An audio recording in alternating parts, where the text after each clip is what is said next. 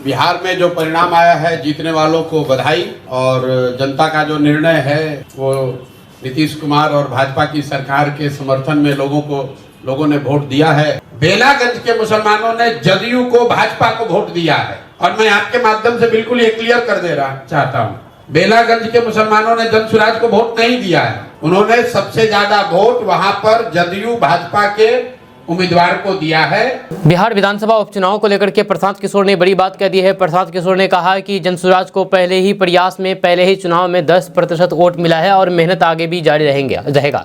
साथ ही साथ प्रशांत किशोर ने कहा कि बीजेपी और जेडीयू गठबंधन को मुसलमानों ने सबसे ज्यादा वोट दिया है।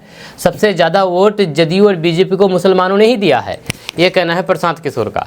आपको बता दो कि बिहार विधानसभा उपचुनाव के परिणाम के बाद एक प्रेस वार्ता आयोजित की प्रशांत किशोर ने। उन्होंने उपचुनाव में जीते उम्मीदवारों को बधाई देते हुए कहा कि ये निर्णय नीतीश कुमार और भाजपा के समर्थन में जनता ने लिया है। यदि लोग मौजूदा सरकार पर विश्वास रखते हैं तो फिर सरकार वैसे ही चलती रहे, लेकिन हम अपना प्रयास जारी रखेंगे। वीडियो में आगे बढ़ने से पहले आपको बता दूं कि अगर आप किसी भी प्रकार की ज्वेलरी खरीदना चाहते हैं तो आप कोचा धामन के बरबट्टा हाट बंधन बैंक के निकट गफ्फारी ज्वेलर्स बोरोकोठी में आ सकते हैं। यहाँ से सोना चांदी के सभी प्रकार का सामान खरीद सकते हैं। यहाँ पर 100% सरकारी हॉलमार्क के साथ ज्वेलरी खरीद सकते हैं। इसके लिए आप इस नंबर पर संपर्क कीजिए जो आपके मोबाइल स्क्रीन पर नंबर दिख रहा होगा और ज्वेलरी खरीदिए। तो चलिए चलते हैं खबरों की ओर। खबर के बारे में बात की जाए तो दरअसल बात यह है कि प्रशांत किशोर ने बताया कि जनसुराज अभियान को बिहार में स्थापित करने और फिर लोगों के बीच ले जाने में 2 साल लगे हैं। उन्होंने कहा है कि जब हमने अभियान की शुरुआत की थी तो फिर लोगों ने कहा था कि बिहार में इसकी कोई भी जगह नहीं है, लेकिन अब बिहार की एक बड़ी जनसंख्या में जनसुराज के प्रति सकारात्मक सोच विकसित हुई है। अब इस सोच को दल और वोट में बदलने की प्रक्रिया शुरू हुई है। यह मात्र 1 महीने पुराने दल इस जनसुराज ने 10% वोट प्राप्त करके अपनी शुरुआत कर दी है। प्रशांत किशोर ने स्वीकार किया है कि 10% वोट बहुत बड़ा वोट नहीं है, लेकिन उन्होंने इसे एक बेहतर शुरुआत की बताया है। उन्होंने कहा है कि बिहार में भाजपा जैसे देश की सबसे बड़ी पार्टी को 21% वोट मिलता है, राजद को 20%, जदयू को 11% और जनसुराज को 10% वोट मिला है। जी हाँ, ये प्रदर्शन और फिर बेहतर हो सकता था, लेकिन हमें ये भी ध्यान रखना चाहिए कि हमारा दल 1 महीने पुराना है। जब चुनाव चिन्ह 10 दिन पहले मिला है और फिर जिन क्षेत्रों में चुनाव हुआ वहाँ हमारी पदयात्रा भी नहीं हुई थी या ना ही कोई संगठन था। उन्होंने आगे बताया कि ये कोई बहाना नहीं है, प्रदर्शन और अच्छा हो सकता था, लेकिन जो कुछ भी है उसे देख करके हम इसे और बेहतर करने के लिए पूरी तरह से प्रतिबद्ध है। 10% वोट आया है, लेकिन अगर 1% भी आता तो भी हमारे प्रयास और प्रतिबद्धता में कोई भी कमी नहीं आती। प्रशांत किशोर ने इस बारे में और क्या बातें कही है, आप आगे इस वीडियो को देखिए। बिहार में जो परिणाम आया है, जीतने वालों को बधाई। और जनता का जो निर्णय है वो नीतीश कुमार और भाजपा की सरकार के समर्थन में लोगों ने वोट दिया है। तो जो सरकार चल रही है, जिस तरह से चल रही है, जनता का उसमें विश्वास है, तो वो सरकार चलती रहे। हम लोग अपना जो प्रयास कर रहे हैं वो प्रयास आगे करते रहेंगे। आप चारों सीटों जनसुराज और जनसुराज अभियान दोनों को 2 तरीके से देखिए। जनसुराज अभियान जो है उसको बिहार में स्थापित करने में, बिहार के घर घर पहुंचाने में 2 वर्ष का समय लगा है। बहुत लोगों ने जब अभियान की शुरुआत हुई तो ये कहा कि बिहार में तो कोई इसकी जगह ही नहीं है, कोई इसको मानेगा नहीं, कोई सुनेगा नहीं। लेकिन बिहार के एक बड़े जनमानस में आज जनसुराज की बात को लेकर, जनसुराज की परिकल्पना को लेकर, बिहार में बदलाव को लेकर एक सकारात्मक सोच बनी है।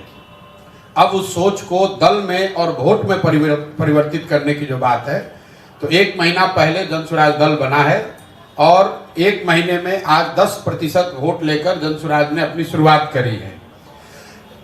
आपको जस्ट कॉन्टेक्स्ट के लिए बता दूं, मैं ये नहीं कह रहा हूं कि 10% वोट बहुत बड़ा वोट होता है, लेकिन बिहार में भाजपा यहाँ देश की सबसे बड़ी पार्टी है, उसको 21% वोट है। पिछले विधानसभा में भाजपा को 19.6% वोट था। राजद को 20% वोट मिला है, जदयू को 11% वोट मिला है, जनसुराज को 10% वोट मिला है। और इससे बहुत बेहतर हो सकता था, लेकिन जनसुराज दल 1 महीना पुराना है, सिंबल 10 दिन पुराना है, कैंडिडेट नए हैं और उन क्षेत्रों में चुनाव हुआ है जहां पर जनसुराज की पदयात्रा नहीं हुई है, जनसुराज पार्टी का कोई संगठन नहीं है। ये कोई एक्सक्यूज नहीं है, इससे बहुत बढ़िया प्रदर्शन हो सकता था, लेकिन जो है इसको देखेंगे और इससे और बेहतर कैसे करना है उसके लिए पूरी तरीके से प्रतिबद्ध हैं। 10% आया है, अगर 1% भी आता तो भी हमारे अपने प्रयास में, हमारे कमिटमेंट में, बिहार को सुधारने के जज्बे में, उसमें 1% की भी कमी नहीं आने वाली है। बात है हमारे, अभी तो आपने कहा हमारा कोई कुछ जलवा ही नहीं है, अभी आप कह रहे हैं कि हमारे चलते दो सीट पे हार गया।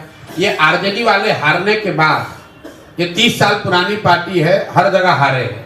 हारने के बाद अब दोषारोपण दूसरे पर करेंगे। मेरे भाई, आप बेलागंज का बूथ वाइज सीट निकाल कर देख लीजिए वोट। वहां के मुसलमानों ने, बेलागंज के मुसलमानों ने जदयू को, भाजपा को वोट दिया है। और मैं आपके माध्यम से बिल्कुल ये क्लियर कर दे रहा चाहता हूं, बेलागंज के मुसलमानों ने जनसुराज को वोट नहीं दिया है। उन्होंने सबसे ज्यादा वोट वहां पर जदयू भाजपा के उम्मीदवार को दिया है। आप बूथ वाइज जो बेलागंज के बड़े मुस्लिम गांव हैं, वहां पर जो वोट पड़ा है उसको निकाल कर देख लीजिए। तो अगर राजद वाले ये कह रहे हैं, अगर हम लोग इमामगंज में चुनाव नहीं लड़ते तो मांझी जी को जो 55,000 वोट मिला है, एनडीए के कैंडिडेट को सबसे कम वोट कहां मिला है? इमामगंज में। बाकी हर जगह एनडीए के उम्मीदवार को करीब 70,000 वोट मिला है। एकमात्र इमामगंज ऐसी सीट है जहां पर एनडीए के उम्मीदवार को 55,000 से कम वोट मिला है। तो हम लोग का अपना आकलन यह है कि जो वोट जनसुराज को इमामगंज में मिला है, उसका 2/3 हिस्सा वो था जो मांझी जी को वोट मिल सकता था। कुछ हिस्सा जरूर राजद का आया होगा। अगर इमामगंज में हम लोग नहीं लड़ते तो राजद वहां और बड़े अंतर से हारती, कम से कम 25-30 हजार से हारते ये लोग।